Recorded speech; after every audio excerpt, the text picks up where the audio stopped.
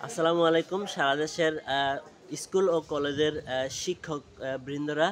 তো আজকে আমি যেটা নিয়ে আসলে খুব জরুরি ভিত্তিতে কথা বলতে আসলাম যে গতকালকে আমাদের সকলের অ্যাপটিতে বেতন চলে আসছে।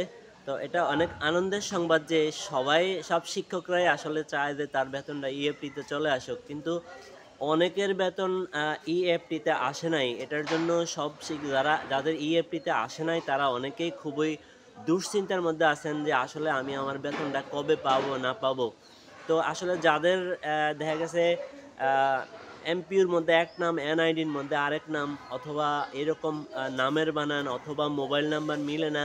দেখা গেছে এই সকল শিক্ষকরা আসলে এই অ্যাপটিতে বেতন পান না।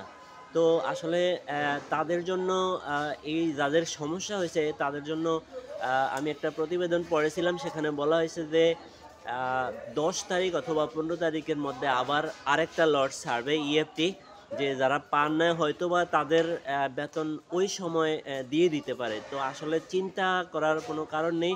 আপনারা যদি ওই সময়ও না পান তাহলে আপনারা নিজ উপজেলা মাধ্যমিক শিক্ষা অফিসারের সাথে যোগাযোগ করবেন। যোগাযোগ করে এটা একটা সুরাহা অবশ্যই হবে। যে খুব দ্রুত আপনারা কিভাবে আপনাদের ইএফটিতে বেতনটা নিয়ে আসতে পারেন অথবা মাধ্যমিক শিক্ষা যেভাবে আপনাদেরকে পরামর্শ দেয় সেভাবে যদি আপনারা কাজ করেন তাহলে আপনারা ইএফটিতে বেতন নিয়ে আসতে পারবেন।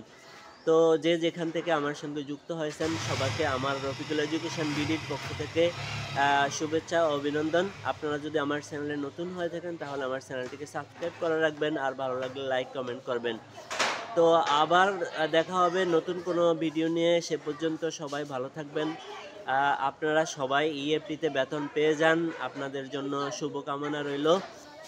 আরো কিছু জানতে চাইলে আমাকে কমেন্টস করতে পারেন। আমি আপনাদেরকে আমার সাধ্যমতো আমি চেষ্টা করব।